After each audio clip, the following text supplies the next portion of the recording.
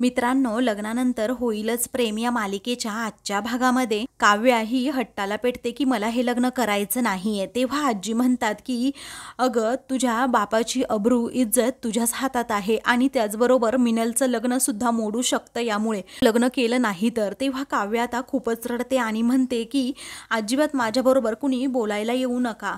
अगं आजी, तुला समजतंय का? माझी स्वप्न ही खूप वेगळी आहेत। मला IAS ऑफिसर व्हायचंय। खूप महिन्यापासून मी अभ्यास सुरू केलाय आणि माझं ते स्वप्न मला पूर्ण करायचं आहे, म्हणजे करायचंच आहे असं म्हणून ती तिच्या मतावर ठाम असते। आजी म्हणते अगं, पण आत्ता काय परिस्थिती ओढवली आहे बाळा। त्यावेळी काव्या म्हणते अगं, हा माझा चॉईस नाही आहे आजी, तुला कळतं की नाही, समजून घ्या जरा, मला लग्नात इंटरेस्ट नाही आहे काही। आणि अजून एक गोष्ट, ताईने वेगळं काहीतरी केलं, तिने तिचं आयुष्य चूज केलं म्हणून ती लग्नाला उभी राहिली, पण माझं तसं नाही आहे। IAS ऑफिसर बनायचं हे माझं स्वप्न आहे, म्हणजे ते मी पूर्ण करणारच। तेव्हा धनंजय आणि शारदा हे दोघेही खूप रडत असतात की आपली लेक खूप तळमळीने आपल्याला सांगतीये काहीतरी, पण आपण आता ते तिचं स्वप्न पूर्ण करू शकत नाही, कारण परिस्थितीच अशी ओढवली आहे ना, सगळं काही अगदी विस्कटून जाईल। मग आता ती बाबांना सुद्धा म्हणते, म्हणजे धनंजयला म्हणते की बाबा प्लीज तुम्ही तरी ऐका माझं, मला नाही करायचं लग्न। आजी, शारदा हे सर्वजण समजावू लागतात, पण आता कुणीच तिला हो म्हणत नाही। तिला सर्वजण म्हणतच असतात की तू लग्न कर म्हणजे करच। काही वेळानंतर आता दौलत मामा तेथे येतो आणि मामा म्हणतो काव्य तू चल बरं। तेव्हा आता ती म्हणते मामा मला हे लग्न करायचं नाही। अरे तुला माहीत आहे का हे काय म्हणतायत, वेड्यासारखं बडबडतायत। तेव्हा मामा म्हणतो तू चल। मग आता काव्या म्हणते मला माहीत होतं मामा तू मला समजून घेशील म्हणून। ती आता दौलत मामाबरोबर बाहेर जाते आणि तेथे गेल्यानंतर आता यशवंतराव, संग्राम आणि गावकरी हातात काठ्या घेऊनच उभे असतात। तर आता दौलत मामाला ती पुन्हा म्हणते मामा काय आहे इथे, उगीच तमाशा घातलाय, मला नाही करायचं हे लग्न, सांगितलं ना। मग आता मामा म्हणतो हो बाळा मला माहीत आहे असं म्हणून तो काव्यासमोर हात जोडतो आणि म्हणतो बाळा माझ्या मिनलकडे बघ, आता आमच्या घराची आणि तुमच्या घराची अब्रू वाचवणं तुझ्याच हातात आहे काव्या। कारण अगं जर तू पार्थ बरोबर आता हे लग्न केलं नाही ना, तर माझ्या मिनलचं सुद्धा लग्न मोडून जाईल असं म्हणून मामा हात जोडतात आणि म्हणतात की बाळा हे बघ, धनंजय आणि मी आता एकाच मांडवात एकाच परिस्थितीमध्ये इथे उभा आहे, काय करू आम्ही असं म्हणून मामा खूप रडत असतो, तिच्यासमोर हात जोडून विनवणी करत असतो। तेव्हा आता ती मामांचे हात खाली घेते आणि स्वतः खूप रडू लागते। त्यानंतर आता काव्याचाही नाईलाज झालेला असतो, पण ती आता तरीही सर्वांना समजून सांगण्याचा खूप प्रयत्न करत असते, तिचं कुणीच ऐकत नसतं। तिच्या मामाच्या डोळ्यातील आणि वडिलांच्या डोळ्यातील अश्रू तिला पाहावत नसतात। ती आता सगळ्यांकडे पाहत असते, तर सर्वजण अगदी केविलवाणी चेहरे करून तिच्याकडे बघत असतात। तेव्हा आता तिला हे अजिबात आवडत नसतं। तिने आता मनाशी ठाम निश्चय केलेला असतो, परंतु आता सगळंच काही विस्कटून गेलेलं आहे हे तिला कळून चुकलेलं असतं। यशवंतराव नंतर म्हणतात काव्या बाळा हे बघ, हे लग्न मोडावं असं मलाही वाटत नाहीये ग, पण या गावची सिस्टीम ना तुमच्या शहरासारखी तर अजिबात नसते, कारण तुम्ही शहरातली माणसं मातीचं बोट जरी लागलं ना तरीही ती खिशातनं रुमाल काढून अशी पुसून घेतात आणि आम्ही तीच माती कपाळाला टिळा म्हणून लावतो। आणि सेम तसंच या गावातल्या रूढी व परंपरा आहेत, ज्या रूढी आणि परंपरा पाळताना तुम्हाला त्रास होतो ना, त्या नाही पाळल्या ना तर आम्हाला त्रास होईल। तेव्हा काव्या आता रागातच सगळ्यांकडे पाहू लागते की माणसाच्या जीवापुढे कसल्या रूढी आणि परंपरा, आणि हे मी एकटाच नाही तर अख्खा गाव मानतो। तेव्हा सर्वजण आता हो असं म्हणतात आणि काव्याला आपापल्या परीने समजावू लागतात। त्यानंतर काव्याला आता यशवंतराव म्हणतात बाळा, त्याच रूढी आणि परंपरा मोडणाऱ्याला शिक्षा सुद्धा हाच गाव देतो। अगं बघतेस ना तू, या गावकऱ्यांकडे दगड, काठ्या आणि बंदुकी घेऊन हे उभे आहेत। तेव्हा ती सर्व गावकऱ्यांकडे आता पाहत असते आणि तिलाही जरा धक्काच बसतो, कारण सर्वांच्या हातात दगड, काठ्या, बंदुकी असतात। मग नंतर आता यशवंतराव म्हणतात की इकडून सुखरूप जायचं असेल ना बाहेर बाळा, तर दोनच पर्याय आहेत, एक म्हणजे गोळी खायची आणि 4 लोकांच्या खांद्यावरनं जायचं। आता हा ऑप्शन ऐकून तर सर्वांच्या पायाखालची जमीनच सरकते, कारण यशवंतराव खूप कठोर शब्दामध्ये हे सगळं काही बोलत असतात। तेव्हा आरू, त्याचबरोबर शारदा आणि त्या कडील सर्वांनाच आता द्विधा मनस्थितीमध्ये अडकल्यासारखं होत असतं. त्यानंतर आता काव्या म्हणते की असं काय? मग आता यशवंतराव म्हणतात हो असंच आहे, आणि दुसरा ऑप्शन म्हणजे लग्नाला हो म्हण आणि मस्त वाजत गाजत मिरवणुकीमधून जा, कारण हे गावकरी वाजत गाजत तुला वेशीपर्यंत सोडतील. आता तुझ्या नातेवाईकांना वाजत गाजत वेशीपर्यंत सोडायचं आहे की 4 खांद्यांवर, हे तू तुझं बघ. तेव्हा काव्य आता पार रडकुंडीला येते. ही कुणाचीच मतं तिला आवडत नसतात आणि पटतही नसतात. ती आता रागातच सगळ्यांकडे पाहू लागते. त्यानंतर आता ती म्हणते की तुम्ही स्पेशली माझ्यावर प्रेशर टाकताय. तेव्हा यशवंतराव खूप जोरातच ओरडतात की अगं प्रेशर अजून तू तर बघितलंच नाहीयेस. तेव्हा आता त्याचा चढलेला आवाज पाहून काव्या खूपच घाबरते. त्यानंतर आता ते म्हणतात की अगं प्रेशर काय असतं ना हे फक्त यांना विचार तू. तेव्हा दौलत मामाकडे ते बोट करतात. तेव्हा दौलत मामा मात्र रडत असतात आणि आपली खाली मान घालून उभे असतात. धनंजय आणि शारदा हे खूप रडत असतात की आपल्या मुलीला सर्वजण एवढे प्रेशराईज करतायत.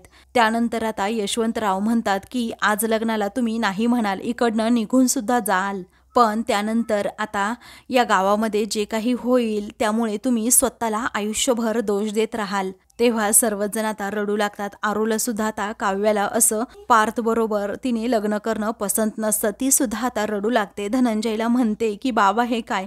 मग आता धनंजय सुद्धा रडत असतो. त्यानंतर आता आजी रडतच काव्याकडे येतात आणि म्हणतात बाळा आता मी सांगू का काय होईल. या मीनूचं लग्न तर मोडेलच आणि दौलत व आमच्यावर हे गाव ना बहिष्कार टाकेल, आणि ही तुझी मामी आहे ना ती पाणी भरायला सुद्धा या घराबाहेर जाऊ शकत नाही बाळा. तेव्हा काव्य आता बकुळाकडे पाहतच राहते. त्यानंतर आता आजी म्हणू लागते या दुःखामुळे हा दौलत मामा ना तुझा गळफास लावून घेईल स्वतःला. तेव्हा धनंजय शारदा आता खूपच घाबरतात आणि शारदा तर फक्त रडत असते की आपल्यामुळे आपल्या माहेरच्या लोकांना किती भोगावं लागेल. त्यानंतर आजी म्हणते की या धक्क्यामुळे मी हे जग सुद्धा कायमची सोडून जाईल बाळा. तेव्हा अजूनच सर्वजण आता घाबरतात. तेव्हा आता काव्य म्हणते आजी प्लीज असं बोलू नकोस ना ग, तू काय बोलतीयस हे, आणि मरणाची भाषा कुणी करतं का ग असं. त्यानंतर आता धनंजय म्हणतो बाळा काव्या तू लग्नासाठी नाही म्हणालीस ना तर मरणाशिवाय माझ्याकडे दुसरा कोणताही पर्याय राहणार नाही. तेव्हा काव्य आता खूपच घाबरते. तिला काय करावं सुचत नाही. ती धनंजयकडे जाते आणि म्हणते बाबा तुम्ही प्लीज असं बोलू नका ना. तेव्हा आता बाबांना समजावून झाल्यानंतर काव्या शारदाकडे जात म्हणते आई अगं बघ ना हे काय म्हणतायत सगळे जण, वेडेपणा आहे की नाही हा सगळा.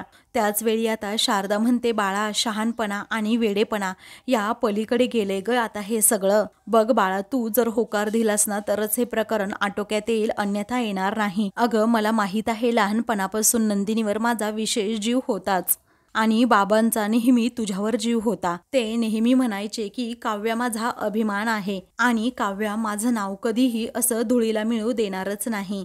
बाळा ऐक ना, माझ्यासाठी नाही तर फक्त तुझ्या मामासाठी तरी हो म्हण ना, आणि तुझ्या बाबासाठी हो म्हण ना. तर काव्याला आता काय करावं सुचत नाही. बिचारी खूप रडत असते. तेव्हा काव्याला काय निर्णय घ्यावा कळत नाही. मग ती तिच्या आईला म्हणते आई अगं मला कळतंय माझ्या बाबांची काय अवस्था झालीये, पण मी नाही ग करू शकत असं पार्थ बरोबर लग्न. नंदिनी ताईचा होणारा नवरा आहे तो आणि मी त्याच्याबरोबर लग्न करायचे, आयत्या वेळी असं मी मांडवात उभं राहायचे. हे तुम्हाला तरी पटतंय का? आणि या गावच्या व रूढी परंपरासाठी तुम्ही माझा बळी का देताय ना मला कळतच नाही. त्यानंतर आता ती म्हणते आई अगं तू जरा समजून घेण्याचा प्रयत्न कर. अगं हे लग्न ताईसाठी जो सोहळा होता अगं तेच लग्न माझ्यासाठी एक मरण होऊन बसेल, तुला कळत नाही का? अगं काय होईल फार फार तर तुमच्या अब्रूचे धिंडवडे निघतील ना. मी सर्वांची माफी मागेल ना आई, तू नको टेन्शन घेऊस. मी सगळ्यांना सांगेल मला माफ करा, मला याच्यामध्ये नका अडकवू म्हणून. त्यानंतर काव्य आता खूपच वेड्यासारखी करू लागते आणि म्हणते प्लीज मला माफ करा असं म्हणून ती अगदी सर्वांची पाय धरून माफी मागत असते. माझ्या आईवडिलांना सुद्धा माफ करा, आम्हाला माफ करा असं म्हणत असते. पण आता ज्या बायका असतात ना गावातील त्या बायका आता पदरच खोचतात आणि म्हणतात बकुळे तू पुढे ये ग अगोदर आणि ह्या काव्याच्या आईला सुद्धा इकडे घेऊन ये. मग आता बकुळा तेथेच थांबते. तर आता अजिबात ती ऐकत नाही. तेव्हा आता आम्ही तुम्हाला फरफटत घेऊन येऊ का पुढे, असं त्या बायका म्हणू लागतात. त्यावेळी आता बकुळा गुपचूप आता शारदाला घेऊन पुढे येते. मग आता काय करताय काय तुम्ही, असं काव्य आता विचारू लागते. तेव्हा काही नाही, तुमच्या तोंडाला फक्त काळं फासायचंय, असं आता लगेच त्या बायका म्हणू लागतात. आणि हे ऐकून त्या लगेच तोंडाला काळं सुद्धा फासू लागतात. आणि हे पाहून आता काव्याला प्रचंड राग येतो आणि ती रागातच त्या बायकांना मागे ढकलते आणि खबरदार जर असं काही केलं तर अशी धमकीच देते. त्यानंतर आता त्या शारदाच्या संस्कारांवर बोट ठेवत म्हणतात, काय ग शारदे, 3 मुली आहेत तुला आणि एकाही मुलीला तुला धडसंस्कार देता आले नाहीत का. गावकरी म्हणू लागतात, हो ना, 3 मुली आहे, पण आपल्या बापाची इज्जत, आपल्या बापाची अब्रू कशी वाचवायची हे त्यांना समजत नाही. आता एका मुलीने तर घालवली आहे, परंतु दुसऱ्या मुलीने ती सावरायची, परंतु नाही, ती उद्धटपणाच करतीये. त्यानंतर आता तुम्ही बोलत काय बसला काळं फासा यांच्या तोंडाला, असं गावकरी म्हणतात. तेव्हा काव्या सर्वांवर जोरात ओरडते. त्यानंतर आता रागातच काव्या सर्वांचा हातच पकडून ठेवते आणि आपल्या आईला व आपल्या मामीला वाचवते. तेव्हा बकुळा आता खूपच रडत असते. तिथे खूप सारा गोंधळ होत असतो. तर आरू आजीजवळ येत खूप रडत असते आणि म्हणते, आजी हे काय होऊन बसलंय ग. मग त्यानंतर बकुळा म्हणते, प्लीज बायकांनो तुम्ही जा अगोदर इथून. त्यानंतर ती काव्याला सुद्धा म्हणते, काव्या अगं बाळा, समजून घे मला आणि माझ्या मुलींना गावातून तोंड झाकून जावं लागेल. अगं काव्या, त्या नंदिनीमुळे माझ्या 2 मुलींची आयुष्य बर्बाद होतील, मला वाचव ग, असं बकुळा आता काव्याला रिक्वेस्ट करत म्हणते. तेव्हा बायका म्हणतात की फक्त तुमच्या मुलींची नाही तर अख्ख्या गावातील मुलींचं आयुष्य बर्बाद होईल. या गावातून एकाही मुलीची वरात जाणार नाही की एकाही मुलीला इथे स्थळ सुद्धा पाहायला कोणी येणार नाही. त्यानंतर गावकरी संतापतात आणि म्हणतात, लग्नातून मुलीने पळून जाणं ही काही लहान गोष्ट नाहीये आणि अशा फसवणूक करणाऱ्या व्यक्तींना आम्ही तर अजिबात सोडणार नाही. आता ही सोयरीक होणार आहे की काढू सगळ्या तुमच्या सर्वांची गाढवावरून धिंड, असं संतप्त गावकरी म्हणतात. त्यानंतर आता गावकरी ठरवतात, अगोदर हिच्या बापाची धिंड काढायला हवी. तेव्हा काव्या पटकन धनंजयकडे पळत जाते. मग आता गावकऱ्यांना ती धमकावते की खबरदार जर पुढे आला तर. तेव्हा तो लगेच मागे जातो. मग आता धनंजय म्हणतो, काव्य बेटा. मग आता धनंजय म्हणतो, बाळा काव्या, तूच वाचवू शकतेस आता मला, प्लीज लग्नाला तयार हो ना, असं म्हणून तो तिच्यासमोर हात जोडतो. तेव्हा काव्या आता एकदम शांत होऊन जाते, कारण तिच्या बाबांनी तिच्यासमोर हात जोडलेले असतात आणि रडत असते, रिक्वेस्ट करू लागतात. त्यानंतर ते अगदी तिच्या पायाच पडू लागतात. मग आता काव्याला धक्का बसतो. ती म्हणते, बाबा प्लीज. त्यानंतर आता काव्या सुद्धा तिथे खाली बसते. मग आता धनंजय राव हे काव्याला जवळ घेतात आणि म्हणतात, काव्या हे माझ्या आईचं नाव आहे आणि आयुष्यभर माझ्या पाठीमागे ती ढाल बनून राहिली बाळा. तिने स्वतःने त्रास सहन केला, परंतु माझ्यावर कधीही संकट येऊ दिलं नाही. माझ्या सुखासाठी तिने दुःख सोसलं बाळा. मी तिचं नाव तुला दिलंय, माझ्या लाडक्या लेकीला दिलंय, पण आज नियतीने तुझ्या जागी ठेवलंय. बाळा, मला माहीत आहे आज मी तुझ्याकडे जे मागतोय ना, त्यामुळे तुला खूप त्रास होईल आणि तुझं आयुष्य सुद्धा पणाला लागेल. तुझी सर्व स्वप्न सुद्धा अगदी पुसली जातील. तुझ्या आईच्या कपाळावरचं कुंकू पुसले जाण्यापेक्षा तुझी स्वप्न जर तू पुसून टाकलीस तर चालेल ना बाळा तुला, असं म्हणून आता धनंजय हा अगदी काकुळतीला येऊन रिक्वेस्ट करू लागतो. तेव्हा काव्याला आता सारखी जीवाची आठवण होते. मग आता ती खूपच रडत असते. तेव्हा आता जीवाचं बोलणं तिला आठवतं की मी तुझं नाव माझ्या छातीवर काढलंय. दोघांनी दादासोबतच आता याच मांडवामध्ये लग्न उरकून टाकायचं का दोघांनीही. जीवाबरोबर घालवलेला प्रत्येक क्षण आणि क्षण आता तिला आठवू लागतो, त्यामुळे ती खूपच रडत असते. त्यानंतर धनंजय म्हणतो, आपल्या घरातील अब्रूचं ओझं बाळा मी तुझ्यावर टाकतोय. त्यानंतर धनंजय रडतच म्हणतो की लोक मला म्हणतील, तो बघा लग्नातून पळून गेलेल्या मुलीचा बाप. अगं या वाक्याचं ओझं खूप जास्त आहे ग बाळा, खूप जास्त आहे. जेव्हा मुलीचं लग्न होतं ना, तेव्हा ती उंबरट्यावर तेवत असलेल्या पंतीसारखी असते. ती सासरचं आणि माहेरचं घर अगदी उजळून टाकते. मग काव्या, मला आज मोहिते आणि देशमुख हे घरानं वाचवण्याची संधी दे बाळा. हे बघ बाळा, तुला पण ही संधी मिळाली आहे. म्हणजेच मला माहीत आहे तुझ्या मनामध्ये खूप प्रश्नांचा गोंधळ आहे आणि आता या क्षणी आमच्या सर्वांच्या प्रश्नाचं उत्तर हे फक्त तू आणि तू आहेस. तेव्हा काव्य आता आपल्या बापाकडे बघतच राहते, कारण त्यांच्या डोळ्यातील अश्रू हे काव्यासाठी अगदी जीव घेणारे असतात. आणि ती आता सगळ्यांकडे नंतर पाहत असते तर सर्वजण रडत असतात. सर्वांच्या डोळ्यात एकच असतं आणि त्यांचे डोळे ती वाचते की तू फक्त पार्थबरोबर लग्न कर. त्यानंतर धनंजय म्हणतो, बाळा, मी तुम्हाला दिलेल्या ज्या काही सवलती आहे आणि तुझ्या आईने तुमच्यावर जे काही संस्कार केले आहेत, अगं त्यामुळे काय होतंय ना, तुझ्या ताईच्या चारित्र्यावर शेकडो प्रश्न उभे राहत आहेत. या सगळ्याचं खणखणीत उत्तर म्हणजे, बाळा, काव्या तू आहेस, माझी लाडाची काव्या, बाळा तूच आहे या प्रश्नाचं उत्तर, असं म्हणून आता तो तिला जवळ घेतो. मग ते दोघेही आता खूपच रडत असतात. त्या दोघांनाही काही सुचत नसतं, परंतु धनंजयचा सुद्धा नाईलाज झाल्यामुळे आता काव्या एकदम शांत होत. त्यानंतर धनंजय प्रेमाने लाडाने आपल्या लेकीला जवळ घेत म्हणतो, माझी लाडाची काव्या, माझी गुणाची काव्या, बाळा करशील ना हे लग्न. तेव्हा काव्याला पुन्हा एकदा शॉकच बसतो की बाबा त्याच हट्टाला पेटले आहेत की मी पार्थबरोबर लग्न करावं. तेव्हा आजी आणि आरू त्याचबरोबर शारदा हे तिघीही खूप रडत असतात. त्यानंतर काव्या आता म्हणते, बाबा हे असं काहीतरी करण्यापेक्षा मला मारून का नाही टाकत. तेव्हा आता ती त्याला मिठी मारत असते. धनंजय म्हणतो, बाळा यामुळे प्रश्न सुटत नाहीत ना ग. नाही सुटणार हे प्रश्न. अगं असे प्रश्न सुटले असते तर मी स्वतःलाच मारून घेतलं नसतं का मग आता यशवंतराव हे उत्तराची वाट पाहत असतात. त्यानंतर आता मिनल आणि चिनू या दोघीही खूपच रडू लागतात. त्यानंतर आता धनंजय म्हणतात की बाळा ऐक ना काव्या, अगं तू त्या लोकांना ओळखतेस, त्याचबरोबर पार्थला ओळखतेस, सगळी माणसं चांगली आहेत ग. तू विक्रम काकासुद्धा चांगला आहे, मानिनी काकूसुद्धा खूप चांगली आहे, अगदी लेकीसारखा तुला जीव लावतील ते.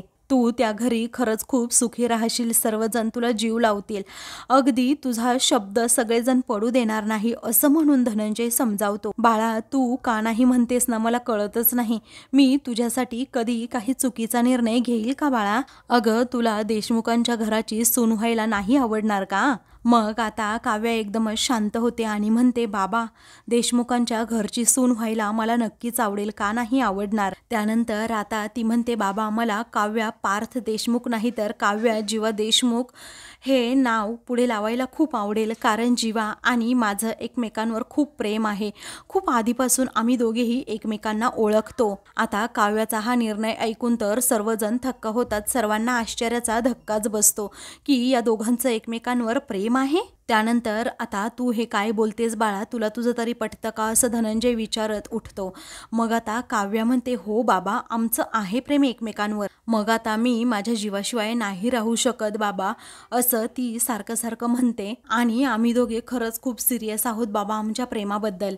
जीवा नेमका इथं नाहीये, तुम्ही सगळेजण इथेच थांबा, मी जीवाला घेऊन येते, मग तोच बोलेल आता तुमच्या बरोबर, असं म्हणून ती जीवाला शोधण्यासाठी चाललेली असते. तेव्हा तू इथनं पाऊल जर बाहेर टाकलं तर मी स्वतःला आता संपवून घेईल, असं आता धनंजय म्हणतो आणि तिला तिथे अडवतो. त्यानंतर ती आता जीवाला जोराजोरात आवाज देऊ लागते, जीवा ये पटकन, जीवा ये पटकन. तरीही आता जीवा तेथे नसतोच तर कुठून येईल. पण आता धनंजय काय करतो तर तेथे असणारी गन ही घेतो आणि स्वतःच्या डोक्यातच गोळ्या झाडून घेतो आणि स्वतःचं जीवन संपवतो.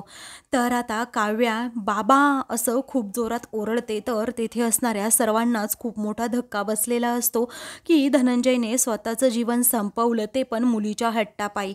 मग आता काव्या बाबा असं जोरात जेव्हा ओरडते ना तेव्हा तिला समजतं असं काही झालेलं नाहीये, हा माझा भास आहे, हे माझं स्वप्न आहे. आणि जर आता या क्षणी मी हे सांगितलं की माझं जीवावर प्रेम आहे तर बाबांना खरंच खूप मोठा धक्का बसेल. आता काय करावं ना तिला सुद्धा कळत नसतं, कसं बाबांना सांगावं, कसं थांबवावं हे सुद्धा समजत नसतं, कारण तेथे जीवा नसतो. त्यानंतर ती मनाशी काहीतरी निश्चय करते आणि म्हणते, आई बाबा, असं म्हणून ती आता घरातील सगळ्यांकडे पाहत असते. मामाच्या डोळ्यातील अश्रूसुद्धा तिला पाहवत नसतं. त्यानंतर ती आता खरंच एकदा मनात विचार करते आणि म्हणते की मी जीवाला शोधायला जाणार, असं म्हणून ती चाललेली असताना समोर बायका तिच्या तोंडाला काळं फासणार असतात. ती मागे होते. मग ती दुसऱ्या रस्त्याने चाललेली असताना गावकरी आता काठ्यांचा इशारा दाखवून तिला घाबरवतात आणि तेथेच रोखून ठेवतात. आता बाहेर जाण्यासाठी सर्व दरवाजे तिच्यासाठी अगदी बंद झालेले असतात. जीवाला कसं शोधून आणावं, नंदिनी ताईपर्यंत कसं पोहोचावं हे सुद्धा तिला कळत नसतं. तेव्हा ती आता खूपच रडू लागते. काय करावं तिला सुचत नाही. मग आता सर्वजण तिच्याकडे वेगळ्याच आशेने पाहत असतात. तेव्हा आता काव्याने पार्थबरोबर लग्नासाठी होकार द्यावा असं सर्वांचं मत असतं. तर काव्या सगळं काही हरवून बसते आणि खूप रडू लागते. तर आता मित्रांनो पुढे काय होतं, तर आता एका जंगलामध्ये नंदिनीला तिथे सँडी त्याचबरोबर दीपक हे दोघेही घेऊन जातात. दीपकने आता स्वतःच्या गळ्यात हार घालून घेतलेला असतो आणि नंदिनीला तिथे एका झाडाला बांधून ठेवलेलं असतं. तर नंदिनी नंदिनी असं म्हणून जीवात तिथे तिला आवाज देत येतो. त्यानंतर आता नंदिनीची हाक जीवापर्यंत पोहोचते. तर जीवा आता वाऱ्याच्या वेगाने पुढे धावत येतो आणि समोर पाहतो तर काय, तर दीपक हा काय करत असतो, तर नंदिनीच्या गळ्यामध्ये मंगळसूत्र घालणार असतो. तेव्हा तोच हात आता जीवा पकडतो आणि लगेच सनकन आता दीपकच्या कानाखाली मारतो. तर आता काही वेळानंतर आता त्यांची चांगलीच धुलाई करून जीवा नंदिनीला सोडवत म्हणतो, चल तुमच्या लग्नाचा मुहूर्त आता चुकायला नको. तर दुसरीकडे काव्या पार्थच्या गळ्यात हार घालत असते आणि त्याच्याबरोबर 7 फेरे सुद्धा घेत असते. तर इकडे आता वाऱ्याच्या वेगाने जीवा आणि नंदिनी दोघेही लग्न मंडपाकडे येतात. मग आता ते दोघेही जेव्हा आता आतमध्ये येतात तर त्यांना आता समजतं की इथे काव्या आणि पार्थचं लग्न होतंय आणि पार्थ हा काव्याच्या गळ्यात मंगळसूत्र घालतोय. तेव्हा त्या दोघांनाही आता मोठा धक्काच बसतो. अशाच मालिकेंचे पुढील भाग पाहण्यासाठी चॅनलला सबस्क्राईब